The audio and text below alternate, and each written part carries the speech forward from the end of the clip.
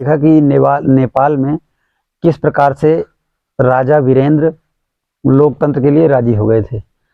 उसके बाद वहाँ पर क्या हुआ कि राजा वीरेंद्र की हत्या हो गई और जो नया राजा ज्ञानेंद्र बना, इसने क्या किया भाई, लोकतंत्र को समाप्त कर दिया, संसद को भंग कर दिया और फिर से सारी पावर के, और प्रधानमंत्री क्या कर दिया, अपदस्थ कर दिया, यानी पद से हटा दिया और पूरी पावर ले लिया। लेकिन फिर वहाँ जो है जनता सड़कों पर उतरी और संघर्ष हुआ, तो मजबूरन किसको मानना पड़ा, ज्ञानेंद्र को मानना पड़ा।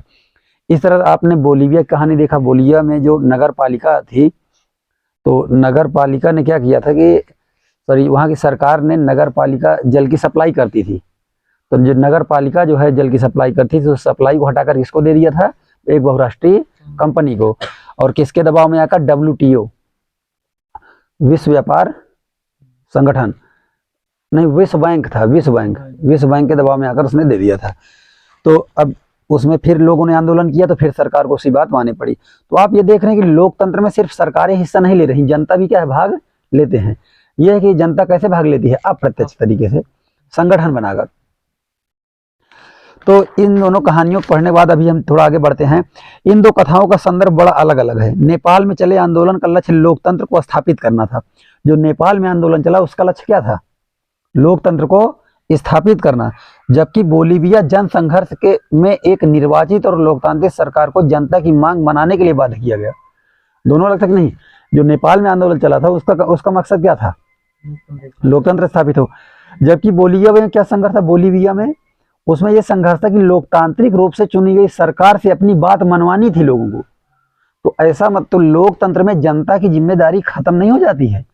लोकतंत्र में जनता का मतलब सिर्फ यह नहीं कि बस लोकतंत्र स्थापित कर दिया तो यहाँ से जनता की जिम्मेदारी खत्म हो गई। उसके बाद भी जनसंघर्ष और जनता की जिम्मेदारी हमेशा क्या होती है, चलती रहती है।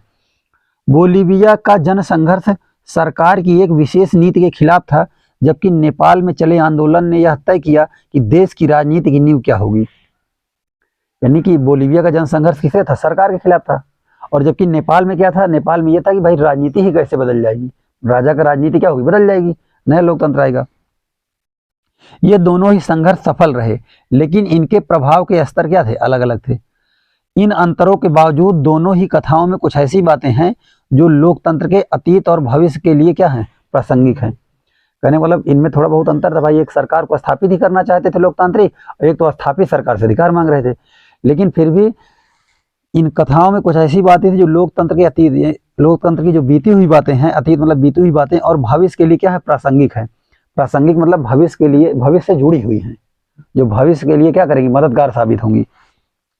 ये दो कथाएं राजनीतिक संघर्ष का उदाहरण है। ये दोनों कथाएं किसका उदाहरण है, राजनीतिक संघर्ष। अगर आपके पेपर में प्रश्न आता है कि राजनीतिक संघर्ष पर प्रकाश डालिए, या किसी एक राजनीतिक संघर्ष की घटना का उदाहरण देकर उदाहरण दीजिए। मान लीजिए पेपर में राजनीति विज्ञान प्रश्न आ सकता है कि नहीं, किसी एक राजनीतिक संघर्ष का उदाहरण दीजिए, तो आप कौन सा उदाहरण दे सकते हैं, नेपाल का या बोलीविया का, किसी एक का उदाहरण दे सकते हैं। दोनों ही घटनाओं में जनता बड़े पैमाने पर लामबंद हुई। लामबंद मतलब इकट्ठा हो जाना, गोलबंद हो जाना। जन समर्थन की सार्वजनिक अभिव्यक्ति ने विवाद को उसके परिणाम तक पहुंचा दिया। यानी जो विवाद हुआ था ये अपने परिणाम तक कैसे पहुंचा, जन समर्थन की सार्वजनिक अभिव्यक्ति। जन समर्थन कैसे, जन समर्थन मतलब ऐसी बात का समर्थन जिसका समर्थन क्या था, सभी लोगों से था। और ऐसा ही नहीं था कि उसकी अभिव्यक्ति अकेले अकेले थी, निजी थी, उसकी अभिव्यक्ति क्या थी, सार्वजनिक थी। देखो एक होती है निजी अभिव्यक्ति, एक होती है सार्वजनिक अभिव्यक्ति। जैसे मान लो कि अगर हम लोग जैसे नौकरी पाना चाहते हैं, तो नौकरी पाना हमारी क्या है, निजी अभिव्यक्ति है।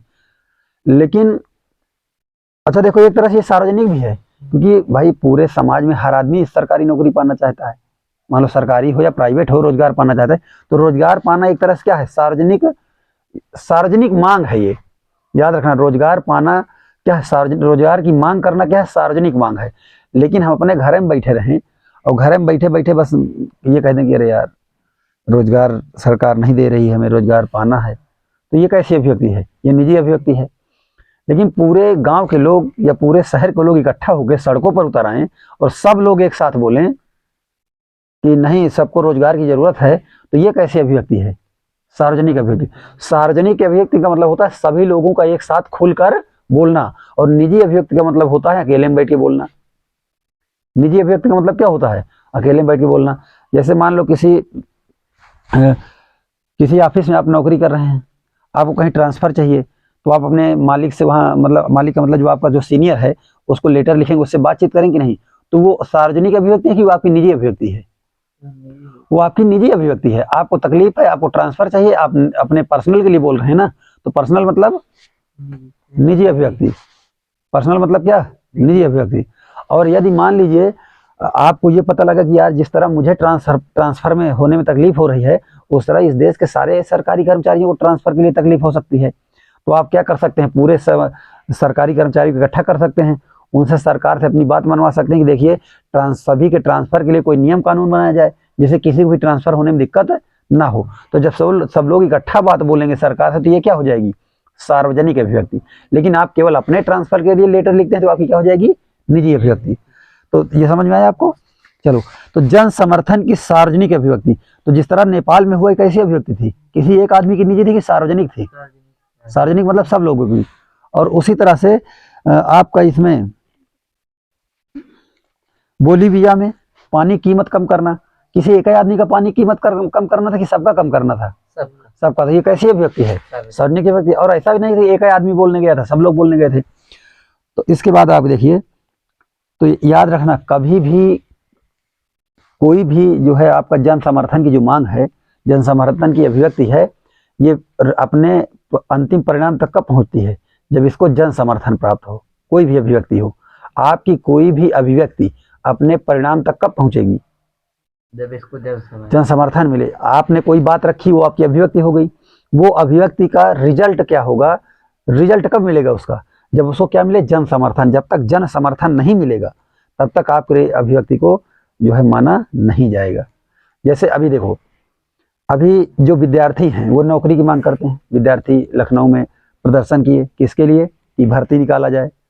लेकिन ये सफल क्यों नहीं हो पाया? अपने परिणाम तक क्यों नहीं पहुंच पाया? क्योंकि किसी को जन समर्थन प्राप्त नहीं है। जन समर्थन इसलिए प्राप्त नहीं है क्योंकि जिनके घरों में बच्चे नहीं पढ़ रहे हैं, उनको लग रहा है चलो हमारा लड़का तो नौकरी कर बने करी, हम काहे सरकार के विरोध करी। कुछ लोगों को लग रहा है चलो मेरे बिरादरी का मुख्यमंत्री है, मैं काहे विरोध करूं।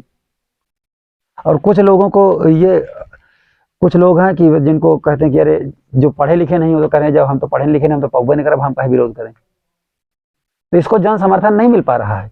नहीं, ये बात भी क्या होती, मान ली जाती। तो कोई भी बात लोकतंत्र में तब मानी जाती है जब उसको क्या प्राप्त हो? जन समर्थन प्राप्त हो। अब आगे देखिएगा, अगर आपको कक्षा 9 की पाठ्य पुस्तक के पहले अध्याय की याद हो तो आप पहचान पाएंगे कि पूरे विश्व में लोकतंत्र का विकास ऐसे ही हुआ है। अगर आपको कक्षा 9 कहानी याद हो तो आप ये देखेंगे कि पूरे विश्व में लोकतंत्र का विकास कैसे होता है? जन आंदोलन से, जन समर्थन की मांगों से। जब तक जन आंदोलन नहीं होता तब तक लोकतंत्र का विकास नहीं होता। अच्छा, विकास होना जानते हो? विकास होना का मतलब होता है वो चीज और अच्छे ढंग से बन जाना। जैसे देखो, जब छोटा बच्चा पैदा होता है, बोल नहीं पाता, दांत नहीं निकले रहते, ज्ञान नहीं रहता, तो लड़का धीरे धीरे क्या होता है? बढ़ता है, बोलना सीखता है, दुनिया को समझता है। तो हम लोग कहते हैं कि अरे बहुत विकसित हो गया है। धीरे धीरे क्या हो गया है? विकसित। छोटा पौधा जन्म लेता है, पत्तियां निकलती हैं, फूल पौधे होते हैं, पौधा बड़ा हो जाता है, तो क्या हो गया? पौधा विकसित हो गया। तो लोकतंत्र कैसे विकसित होगा? लोकतंत्र का विकास कैसे होगा? लोकतंत्र क्या हुआ? जन्म लिया। लोकतंत्र कैसे जन्म लिया? कहीं पर लोकतंत्र शासन आ गया, वहां पर बताया गया लोगों का तंत्र है, और धीरे धीरे लोग अपना अधिकार मांगना शुरू किए, तो लोगों की बातें क्या हो गई? मानी गई। तो इससे किसका विकास होगा? लोकतंत्र का। तो लोकतंत्र का विकास कब होता है? जन आंदोलन से। तो आगे देखिएगा, इस तरह हम इन दो उदाहरणों से कुछ सामान्य निष्कर्ष निकाल सकते हैं। अब कुछ पॉइंट हैं, 3 पॉइंट हैं। उधर जो आपने जो जन आंदोलन और संघर्ष पढ़ा ना, उसके 3 प्रमुख बिंदु हैं। और याद रखना, पेपर में लिखने के लिए ये 3 बिंदुओं का जो ग्रीन कलर दिए हुए, इनको पढ़ना बहुत जरूरी है। यही मेन है। आपको अगर एनसीईआरटी की मुख्य बातें नोट करनी है तो इसी को नोट करना। चलो, पहला पॉइंट क्या है? लोकतंत्र का जन संघर्ष के जरिए विकास होता है। लोकतंत्र का विकास कैसे होता है? जन संघर्ष के जरिए। यह भी संभव है कि कुछ महत्वपूर्ण फैसले आम सहमति से हो जाएं और ऐसे फैसलों के पीछे किसी तरह का संघर्ष ना हो। कभी कभी लोकतंत्र में यह होता है कि कुछ फैसले ऐसे होते हैं जिनको लोग बिना सहमति के मान लेते हैं, और इसमें जो है ज़्यादा संघर्ष की जरूरत नहीं पड़ती। अब ये बातें कैसे मान लेते हैं जानते हो? कैसे? जैसे मान लो कि सरकार कहीं विश्वविद्यालय खोलना चाहती है, अब उसका कौन विरोध करेगा? पब्लिक भी मान लेगी, ठीक है स्कूल खोलो, और सरकार भी क्या करेगी, मान लेगी। तो कुछ फैसले अपने आप मान लिए जाते हैं, उसके लिए जन आंदोलन की जरूरत नहीं होती। अच्छा, एक फैसला जनता को कुछ पता ही नहीं चला और अपने आप हो गया। जैसे सांसद और विधायकों ने क्या किया, इनको जो तनख्वाह मिलती है ना, इनकी तनख्वाह अपना ही कानून खुद ही बनाना था। जैसे हमको कितनी सैलरी मिलेगी, ये कानून कहाँ बनता है? संसद भवन या विधानसभा में। तो ये कानून जब बनता है तो इसके लिए एक विधेयक आता है, सभी विधायकों के उसमें हस्ताक्षर होते हैं, और विधायक लोग मिल करके मतलब कोई भी कानून बनाते हैं। तो जब विधायकों को और सांसदों को अपनी तनख्वाह बढ़ानी हुई ना, तो चाहे सत्ता पक्ष के सांसद थे चाहे विपक्ष, सबने कहा हाँ हाँ ठीक है बढ़ा दो, ये कानून बहुत बढ़िया बहुत बढ़िया, सब बढ़ा दिए, बढ़िया ही रहे। ये देखो क्या इसमें क्या हुआ, कोई जनसंघर्ष की जरूरत हुई नहीं, तो खुद को बढ़ाना था, कोई जरूरत नहीं थी। अभी जनता को कोई काम करवाना हो तो जनता को जनसंघर्ष करना पड़ेगा। लेकिन नेता अपनी सैलरी क्या करते हैं तुरंत। और सुनो, बढ़िया पेंशन भी, 3 बार विधायक बनो को 3 बार पेंशन अलग अलग, ये पेंशन इनको मिलती है मरने तक। हाँ बढ़िया। और सबकी पेंशन छीन रहे हैं, सबको कह रहे हैं पेंशन बहुत गड़बड़ चीज है, खुद पेंशन ले रहे हैं। सरकारी कर्मचारियों ये हमारे देश की जनता की मूर्खता का सबसे बड़ा उदाहरण है कि राजनेता पेंशन ले रहे हैं, जनता नहीं ले रही है। क्योंकि जनता को राजनेताओं ने पट्टी पढ़ा दी है। क्या पट्टी पढ़ा दी है? कि हम तुम्हारा धर्म बचा रहे हैं, हम तुमको जिंदा रख रहे हैं, हम तुमको रोटी खिला रहे हैं। कौन नेता खेत में हल चला के रोटी खिलाता है? कोई नहीं। आखिर जनता का ही तो गेहूं उगता है ना, उसी को सरकार खरीद लेती है ना। और फिर खरीदती कैसे है? सरकार पैसा कहां से पाती है? आपसे जो टैक्स लेती है वही तो जाता है ना। और एक भ्रम और जनता में फैला दिया गया, जनता में एक भ्रम ये फैला गया, उनको लगता है कि जो बिजनेसमैन है वही टैक्स देते हैं। भैया आप जो भी चीज खरीदते हो ना, चाहे कॉपी से लेकर किताब से लेकर नमक तक, हर सामान में टैक्स लगता है। एक होता है डायरेक्ट टैक्स, एक होता है इनडायरेक्ट टैक्स। तो डायरेक्ट टैक्स तो जो जनता से डायरेक्ट लिया जाता है, जैसे मान लीजिए आपके अकाउंट में इतने पैसे हैं तो उसका टैक्स लगेगा, आपके खाते में इससे ज्यादा पैसे नहीं होने चाहिए, ये डायरेक्ट हो गया। ये डायरेक्ट हो गया। जैसे नमक, लेकिन नमक आप दुकान से खरीदे तो उसमें टैक्स का पैसा पहले से जुड़ा हुआ है, वो तो क्या हो गया, इनडायरेक्ट हो गया कि नहीं। तो सरकार तो सब आप ही से ले रही है, लेकिन सरकार ने आपको पट्टी पढ़ा दी है कि हम आपको क्या कर रहे हैं, हम आपको जीवित रख रहे हैं। जिंदा ही रखना बहुत बड़ी बात है। तो ये जनता को मूर्खता का पाठ पढ़ा दिया गया है, और इसीलिए जनता जनसंघर्ष नहीं करती। बताओ, बोलीविया का उदाहरण देख लो, पानी की कीमत 1000 रुपया हुई और उन्होंने क्या किया, आंदोलन कर दिया। हमारे यहाँ गैस की कीमत 350 से बढ़ के कितना हो गई, 1150 रुपया, और जनता को पट्टी पढ़ा दिया गया। क्या पट्टी पढ़ाया गया? अरे भैया महंगाई बढ़ करी। अब ये जनता कैसी, जनता अपनी भाषा नहीं बोल रही, जनता पता है किसी भाषा बोल रही है, सरकार की भाषा। ऐसे लगता है जनता खुद अपने आप को सरकार समझने लगी। तो ये जनता को नेताओं की इतनी चालाकी है, उन्होंने पट्टी पढ़ा दी है पूरी तरह से। एक बार हम एक दुकान पे जो है खड़े हुए, तो वहाँ पे एक व्यक्ति ने कहा कि भैया देखो, देश का विकास होगा तो महंगाई बढ़ेगी ही, क्योंकि भाई देश का विकास हो रहा है तो महंगाई बढ़ेगी, नहीं तो फिर पैसा नहीं होगा तो विकास कैसे होगा। अब वो उनके दिमाग को कैसे, उनको कैसे पता कि देश के विकास के लिए महंगाई बढ़ती है तो देश का विकास होता है। विकास की सबसे बड़ी अवधारणा है राजनीति विज्ञान में कि महंगाई कम हो।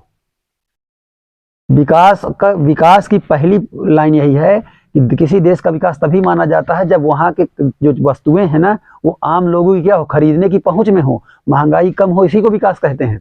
लेकिन उसने क्या पट्टी पढ़ ली कि महंगाई बढ़ रही है इसलिए विकास हो रहा है। ये पट्टी किसने पढ़ा दी?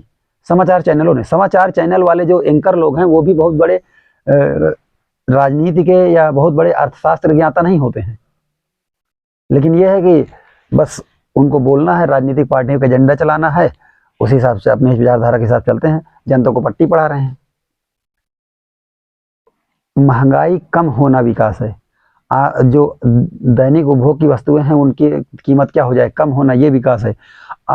शिक्षा सस्ती हो, ये विकास है। शिक्षा क्या हो, सस्ती हो, ये विकास है। आने जाने का किराया कम हो, ये विकास, विकास इसको कहते हैं। लेकिन उनके नजर में विकास कोई दूसरे है। और ये आपको कब पता चलेगा कि विकास महंगाई कम होने कहते हैं? जब आप कब पढ़ेंगे राजनीति विज्ञान। और हर न्यूज चैनल का एंकर तो राजनीति विज्ञान पढ़ा नहीं है, लेकिन ये बस अपना दिमाग को चला रहा है, और हर आदमी बस यही मान के बैठा है। ये आप समझ लो कि आजकल जन संघर्ष होना क्या हो गया, कम हो गया है, क्योंकि सभी लोग सत्ता के दलाल हो गए हैं, सत्ता के चापलूस हो गए हैं। और जन संघर्ष जब तक नहीं होता तब तक लोकतंत्र का विकास नहीं होता। तो लोकतंत्र का विकास थोड़ा क्या हुआ है, रुका हुआ है। और जब आगे देखिएगा, फिर भी उसे अपवाद कहा जाएगा। मतलब जिस फैसले को सरकार अपने आप मान ले, आम सहमति बन जाए, इस फैसले को क्या कहा जाएगा, अपवाद, क्योंकि ज्यादातर लोगों में बात मनवानी पड़ती है। लोकतंत्र की निर्णायक घड़ी अमूमन वही होती है जब सत्ताधारियों और सत्ता में हिस्सेदारी चाहने वालों के बीच संघर्ष होता है। लोकतंत्र की निर्णायक घड़ी कब होती है, एक तो सत्ताधारी जो शासन में है, और एक जो सत्ता में क्या चाहते हैं, हिस्सेदारी। इनके बीच क्या होता है, संघर्ष, और वही निर्णायक घड़ी होती है। लोकतंत्र तो वही विकसित होता है। ऐसी घड़ी तब आती है जब कोई देश लोकतंत्र की ओर कदम बढ़ा रहा हो। ऐसी घड़ी कब आती है, जब कोई देश लोकतंत्र की ओर कदम बढ़ा रहा हो। जब कोई देश लोकतंत्र की ओर कदम बढ़ाता है तो वहां की जनता क्या करती है, अपने अधिकारों की ओर ज्यादा मांग करती है। और जब वहां की जनता अपने अधिकारों की मांग करती है तो फिर वहां पर क्या होगा, संघर्ष होगा। उस देश में लोकतंत्र का विस्तार हो रहा हो, उस देश में क्या होगा, लोकतंत्र का विस्तार होगा। जैसे मान लो कुछ अधिकार दे दिए गए तो जनता कुछ अधिकार और मांगेगी, फिर कुछ अधिकार दे दिए जाएंगे तो जनता कुछ अधिकार क्या करेगी, और मांगेगी। तो लगातार अधिकारों को क्या होगी, जनता मांग करेगी, और जैसे जैसे जनता अधिकारों की मांग करेगी वैसे वैसे क्या होगा, लोकतंत्र का विस्तार होगा। वो देश लोकतंत्र की ओर कदम बढ़ा रहा होगा। वहां लोकतंत्र की जड़ें मजबूत होने की प्रक्रिया में हो, या तो लोकतंत्र की जड़ें क्या हो रही हो, धीरे धीरे मजबूत हो रही हो। तो ये आपको याद हो गया ना कि लोकतंत्र में जो है संघर्ष कैसे होता है। लोक अगर प्रश्न आ गया कि लोकतंत्र का विकास कैसे होता है, तो आप लिख देंगे ना कि जन संघर्ष और आंदोलनों के माध्यम से क्या होता है, लोकतंत्र का विकास होता है। लोकतंत्र संघर्ष का समाधान जनता की व्यापक लामबंदी के जरिए होता है। लोकतांत्रिक संघर्ष का समाधान, अगर लोकतांत्रिक कोई भी संघर्ष है, कोई भी बात आपको मनवानी है, तो उसको क्या कहते हैं हम लोग, लोकतांत्रिक संघर्ष। उसका समाधान कैसे होता है, जनता की व्यापक लामबंदी से। जब तक जनता की व्यापक लामबंदी नहीं होगी तब तक लोकतंत्र में जो है समाधान नहीं निकलेगा। जैसे मान लीजिए हमारे देश में जो है जितनी भी पार्टियां शासन कर रही हैं, हम ये चाहते हैं कि जितने भी आईआईटी खुले हैं, लगभग हर जिले में एक आईआईटी हो। हर जिले में क्या हो, एक आईआईटी हो। हर जिले में क्या हो, एक मेडिकल कॉलेज हो। क्यों नहीं हो सकता, हो सकता है। लेकिन ये बताओ, ये लोकतांत्रिक समाधान, ये हम क्या चाहते, लोकतांत्रिक समाधान है कि नहीं है। लोकतांत्रिक समाधान क्या है, हर कोई इंजीनियर बन सके, सबको बराबर का इंजीनियर बनने का मौका मिले, इसके लिए हर जिले में एक आईआईटी होना चाहिए, इसके लिए हर जिले में एक मेडिकल कॉलेज होना चाहिए कि नहीं। लेकिन ये बताइए, ये लोकतांत्रिक समाधान कब हो पाएगा, जब जनता की व्यापक क्या होगी, लामबंदी होगी। जब सारी जनता हमारे साथ क्या हो जाएगी, खड़ी हो जाएगी। तो क्या आपको लगता है कोई जनता मेरे साथ खड़ी होने वाली है इसके लिए? तो ये जनता मूर्ख है, जनता को पता ही नहीं कि भैया इंजीनियर कहाँ से बनते हैं।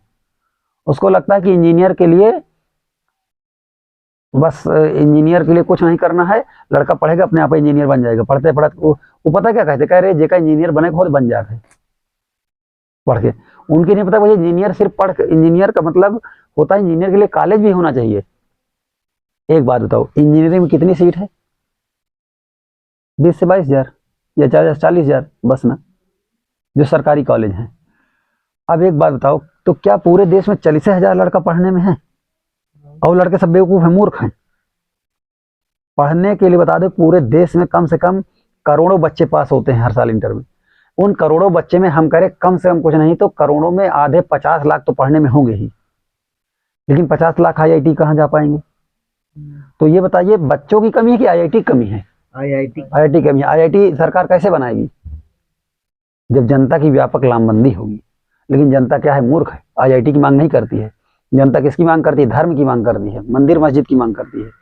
और जनता जिन मूर्खता के कारण गरीबी में है, जनता जिन मूर्खता के कारण बीमारी में है, जनता जिस पाखंडवाद के कारण नरबली, बहुत सारी बली में परेशान रहती है, जिसके कारण उसका बहुत भविष्य, दिमाग खराब रहता है, मूड, उसका सिर दर्द करता है, उसी चीज में जनता और पड़ी हुई है। आईआईटी की मांगे नहीं करती है जनता। तो जब तक जनता धार्मिक अंधविश्वास से आगे उठकर वैज्ञानिक संस्थानों की मांग नहीं करेगी, आईआईटी खोले जाएं, विश्वविद्यालय खोले जाएं, इसकी मांग नहीं करेगी हर जिले में, तब तक जनता कल्याण नहीं हो सकता। इसका मतलब अभी भी हमारे देश में लोकतंत्र इतना परिपक्व नहीं हुआ है, लेकिन हम लोग जो है लोकतंत्र की ओर कदम बढ़ा रहे हैं। हमारे देश की जनता को आगे काम करना होगा।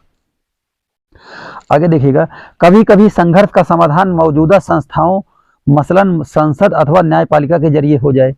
कभी कभी क्या होता है, संघर्ष का समाधान कैसे हो जाता है, संसद अथवा न्यायपालिका। कभी कभी सुप्रीम कोर्ट क्या होता है, कुछ मामलों को देखकर फैसला दे देता है कि भाई ये कानून सरकार ध्यान दे। कभी कभी संसद भवन में कानून बन जाते हैं। लेकिन जब विवाद ज्यादा गहन होता है तो ये संस्थाएं स्वयं उस विवाद का हिस्सा बन जाती हैं। जब विवाद ज्यादा गहन हो जाता है ना, संस्थाएं स्वयं उस विवाद का हिस्सा बन जाती हैं। मतलब ये जानते हो क्या होता है, जब सत्ता और जन संघर्ष के बीच टकराव होता है ना, तो टकराव क्यों होता है, क्योंकि जब अगर देश में न्यायपालिका है, तो जब न्यायपालिका देख रही है कि जनता को किसी बात की तकलीफ है, तो न्यायपालिका भी कुछ आर्डर दे सकती है सरकार को। लेकिन न्यायपालिका आर्डर नहीं देती है, तभी तो जन संघर्ष होता है और जनता सड़क पे उतरती है। तो एक तरह से विवाद का जड़ ये खुद ही बन जाते हैं, खुद ही ध्यान नहीं देते। आगे देखिएगा, ऐसे में समाधान इन संस्थाओं के जरिए नहीं बल्कि उनके बाहर यानी जनता के माध्यम से होता है। और जब ऐसे संस्थान न्यायपालिका या संसद भवन ये खुद ही जब समस्या की जड़ बन जाएंगे, तो उसका समाधान फिर ये लोग नहीं कर पाएंगे। फिर उसका समाधान कहाँ से होगा, जनता के माध्यम से होगा। तो अभी ये आपको देखना पड़ेगा, जैसे एक मामला आजकल चल रहा है और अक्सर संसद भवन में भी इस बात की चर्चा हो रही है। अभी बीजेपी के एक दो नेताओं ने भी ये बात उठाई कि न्यायपालिका में जो निम्न वर्ग के लोग हैं, इनके जजों की संख्या कम है। और जिस देश में शादी करने के लिए, पढ़ाई लिखाई करने के लिए, या बहुत सारे गांव मोहल्ले में चले जाओ तो लोग बिरादरी देखते हैं, तो न्यायपालिका में बैठा हुआ जज कैसे जातिवाद से ऊपर रहकर फैसला देता होगा। एक बार तो उसके मन में जरूर ख्याल आता होगा कि यार दूसरे बिरादरी का फैसला अपने हिसाब से दे दें, अपने बिरादरी वाले को ज्यादा फायदा पहुंचा दें। देता तो होगा ही ऐसा ना, कोई छूता नहीं इस बात से। ये तो क्या है ना कि मतलब वो होता ना, जैसे किसी कोड़ हो जाए लेकिन उसको छिपाते रहो, दिखाओ मत, बात ना करो। लेकिन बात करने से मामला हल नहीं होगा, वो तो फैसला निश्चित ही देते होंगे।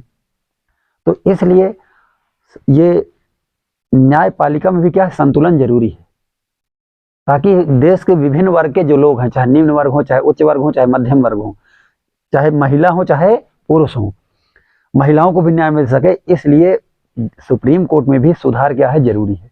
सुधार क्या जरूरी है, वहां पर भी प्रत्येक वर्ग के लगभग जज होने चाहिए, ताकि सबके हित में फैसला आ सके, चाहे वो महिला हो, चाहे पुरुष हो, चाहे किसी धर्म के हो, चाहे बिरादरी के हो। तो ये बात जो है मांग चल रही है। ऐसे संघर्ष और लामबंदियों का आधार राजनीतिक संगठन होते हैं। जो ऐसे संघर्ष और लामबंदी होती है, इसका आधार क्या होता है, राजनीतिक संगठन। यानी कि कभी कभी राजनीतिक संगठन भी क्या है ना, जैसे मान लो कोई जनता मुद्दा उठा रही है, तो विपक्षी वाला जो राजनीतिक पार्टी होती है ना, कहेंगे हाँ भैया तो हम तुम्हारे साथ हैं, ताकि सरकार के खिलाफ क्या बन सके, माहौल बन सके। जैसे किसान जब आंदोलन कर रहे थे अभी, तो विपक्षी पार्टियां सब थी ना साथ में, कह रही थी हाँ किसान भैया कह रहे हैं।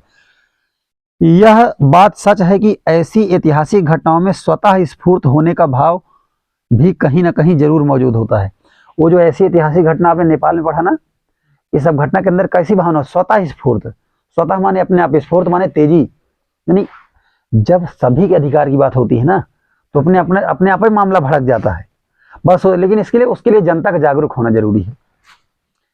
समाज, वहाँ के जो मतलब मीडिया हो, लेखन हो, वहाँ का साहित्य हो, वो लोग दलाल न बन जाएं बस। क्योंकि आपको बता दें, परिवर्तन होता है सबसे पहले तो समाचार, जो सूचना के केंद्र में होते हैं। सूचना के केंद्र में कौन है, तीसरा स्तंभ पत्रकारिता, लेखक, कवि। अगर ये लोग दलाल नहीं हुए सत्ता के, तभी परिवर्तन संभव हो पाता है। अगर ये लोग दलाल हो गए और अवार्ड पाने के चक्कर में ये लोग उनकी तारीफ करते रहे, तो जनता भी क्या करती है, थोड़ा सा आंख बंधी, जनता की आंख में भी क्या पट्टी कुछ देर के लिए बंधी रहती है। हालांकि ये जो कवि होते थे, ये लोग पहले से भी हर दरबार में रहे हैं, दरबारी कवि भी होया करते थे इनाम पाने के चक्कर में। तो आजकल भी उसी तरह कवि हैं, सत्ता के खिलाफ नहीं लिख सकते, दरबारी कवि बने रहते, उन्हीं को पद्म भूषण, पद्म विभूषण सब मिलता रहता है लगातार। इसके बाद देखिएगा, लेकिन जनता को स्वतः स्फूर्त सार्वजनिक भागीदारी संगठित राजनीति के जरिए कारगर हो पाती है। लेकिन ये जनता की स्वतः स्फूर्त सार्वजनिक भागीदारी संगठित राजनीति के जरिए की कारगर हो पाती है। देखो, जैसे जनता के अंदर जो स्वतः स्फूर्त आंदोलन हो जाता है ना, ये आंदोलन कब सफल हो पाता है, जब ये संगठित राजनीति के जरिए जाते हैं, असंगठित तरीके से नहीं। जैसे मान लो कि यही जो राजा के खिलाफ जो आंदोलन कर रहे थे ना वहाँ नेपाल में, ज्ञानेंद्र के खिलाफ, कितने पार्टी, 7 दल थे। अगर 7 दल अलग अलग आंदोलन करते तो क्या ये आंदोलन सफल हो पाता? नहीं।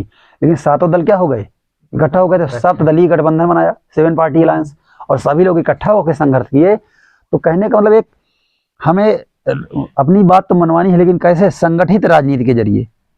कैसे? संगठित राजनीति के जरिए। ये कई हो सकते हैं, जैसे आप जो है कोई दबाव समूह बना सकते हैं, यूनियन बना सकते हैं, आंदोलनकारी समूह बना सकते हैं, या तो राजनीतिक पार्टी के माध्यम से बना सकते हैं। ये कि राजनीतिक पार्टी हो जाएंगे तो आप डायरेक्ट वो कर देंगे, और अगर केवल आंदोलनकारी समूह बनाएंगे तो अप्रत्यक्ष तरीके से।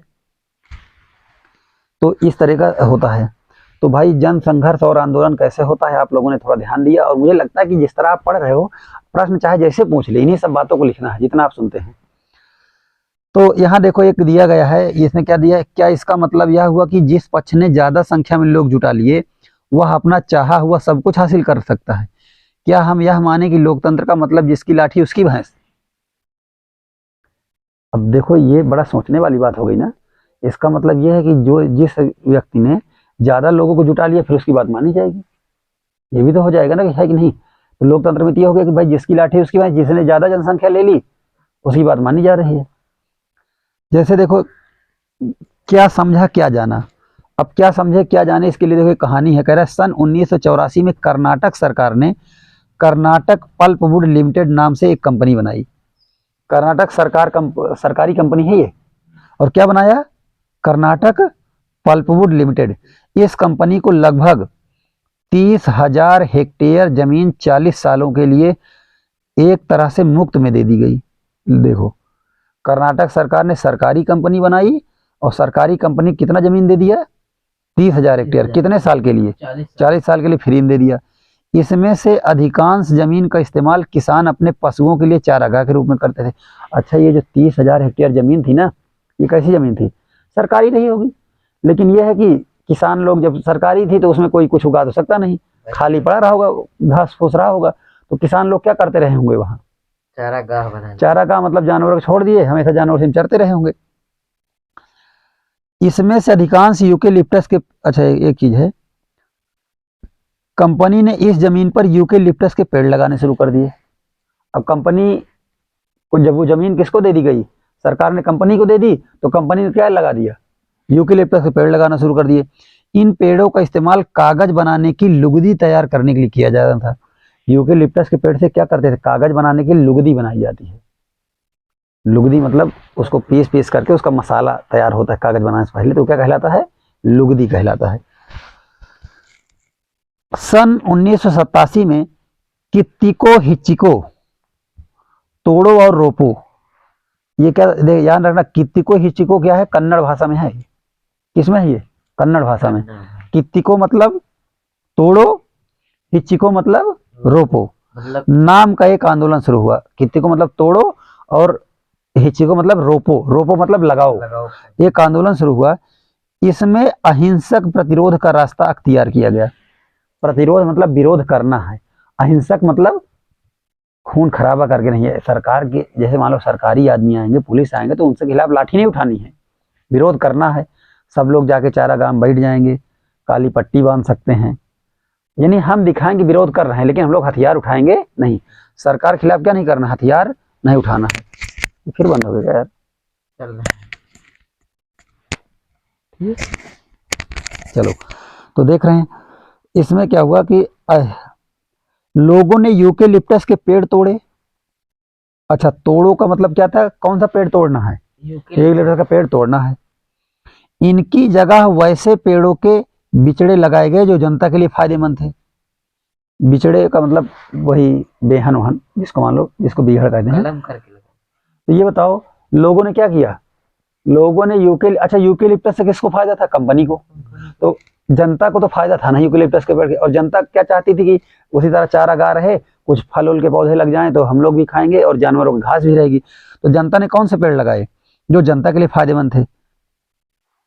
तो अब ये देख लो, ये भी एक तरह का जन समूह है, जन आंदोलन है। और देखो इसमें क्या था? सरकार से लड़ाई नहीं करनी थी, बस मान लो सरकार गई, पेड़ लगा दी, शाम को अगले दिन गए पेड़ सब उखाड़ के फेंक दिए, दूसरा पेड़ लगा दिए। कौन सा पेड़ लगा? पेड़ ही लगाना है तो इन्होंने कौन सा पेड़ लगा दिया? अपने फायदे का, जनता ने, सरकारी जमीन थी। नीचे कुछ समूहों के नाम दिए गए हैं, अगर आप इनमें से किसी भी समूह में होते तो अपने पक्ष के समर्थन में क्या दलील देते? अब देखो ये सरकार की कहानी है, किसकी कहानी है? एक ऊपर कहानी दी है ना कर्नाटक सरकार की। ये कह रहा है कि अगर आप एक स्थानीय किसान होते तो आप किसकी, तो आप क्या तर्क देते बताओ? आपको, जैसे अगर आप स्थानीय किसान होते तो आप क्या तर्क देते इस फैसले, इस आंदोलन के पीछे? आप आंदोलन में शामिल होते कि नहीं होते? बिल्कुल होते, क्योंकि किसान ही लोग तो आंदोलन कर रहे थे ना। तो आप क्या तर्क देते? आप ये कहते कि देखिए ये जो जमीन है यहाँ पर किसान लोग आज कई सालों से जो है, कई सालों से इसका उपयोग करते आ रहे हैं और किसानों के लिए जमीन बहुत फायदेमंद है, इसलिए सरकार को इसे किसे दे देना चाहिए? किसान को दे देना चाहिए। इस जमीन पर अधिकार किसका है? किसानों का है। अगर आप एक पर्यावरण कार्यकर्ता होते तो क्या कहते? अगर किसान न होकर आप एक, मान लो आप किसान नहीं हैं, आप क्या है? पर्यावरण कार्यकर्ता, तब आप क्या कहते बताओ? मैं बताऊं क्या कहते? अगर आप पर्यावरण कार्यकर्ता होते तो आप ये कहते कि देखिए यूकेलिप्टस को आतंकवादी पौधा कहा जाता है। यूकेलिप्टस क्या कहा जाता है? आतंकवादी पौधा। आतंकवादी पौधा क्यों कहते हैं? क्योंकि ये पानी बहुत ज्यादा लेता है, तो इससे और वनस्पतियों को नुकसान पहुंच जाए, तो हम ये कहते हैं कि ये आतंकवादी पौधा है, इसको हटाइए, इससे और सभी वनस्पतियों क्या होगा? नुकसान पहुंचेगा, तो इसे हटाया जाए। अच्छे किस्म के पौधे लगाइए। उपर्युक्त कंपनी में काम करने वाला अधिकारी, अगर आप सोचो अगर आप कंपनी की तरफ से होते तो क्या तर्क देते? आप ये तर्क देते कि देखिए हम यहाँ पर यूकेलिप्टस के पेड़ लगाएंगे तो हम उससे कागज बनाएंगे, कागज बनाने की कंपनी खुलेगी, और जब कागज बनाने की कंपनी खुलेगी तो आप लोगों को रोजगार मिलेगा, उसमें हम लोग आपको काम धंधा देंगे। और कागज नहीं बनेगा तो पढ़ाई लिखाई के लिए कैसे होगा? तो पढ़ाई लिखाई काम आएगा कागज। तो आप हर सबके पक्ष में अपने अपने तर्क आप क्या कर सकते हैं? दे सकते हैं। अगर आप कागज के उपभोक्ता होते तो क्या कहते? उपभोक्ता का मतलब कंज्यूमर। अगर आप कागज का इस्तेमाल करने वाले होते तो क्या कहते? तो हम दूसरा तर्क देते कि नहीं यार बढ़िया है, यूकेलिप्टस लगाने दे यार, कागज बनेगा तो कापी किताब सस्ती मिलेगी, हम लोग को पढ़ने में आसानी रहेगी। तो ये बड़ा उलझा हुआ मामला नहीं लगता कि एक चीज किसी के लिए फायदेमंद है तो किसी के लिए क्या है? नुकसानदेह है। सबके अपने अपने तर्क होते हैं, ठीक है। और यही इसी तरह के प्रश्न किस में आते हैं? सिविल सर्विस में। कहेगा यदि आप किसान होते तो आप क्या करते? और आपसे ये पूछेगा कि आप यूकेलिप्टस अगर लगने देते तो क्यों लगने देते, और यदि नहीं लगने देते तो क्यों नहीं लगने देते? तो लगने देते तो लगने वाला पक्ष बताते क्यों लगना चाहिए, और नहीं लगने देते तो ये भी बताते क्यों नहीं लगना चाहिए। तो आपको क्या करना होता है वहां परीक्षाओं में? अपने बात को सही ढंग से रखना होता है। तो ऐसे ही मामले आते हैं जहां पर कोई गलत सही नहीं रहता है। हर चीज का क्या होता है? दो पहलू होता है, गलत भी हो सकता है, सही हो सकता है, बस आपको बताना है कि क्या ठीक रहेगा। ये हम लोग थोड़ा देखते हैं। चलो तो और आगे थोड़ा सा पढ़ा जाए। 34 मिनट।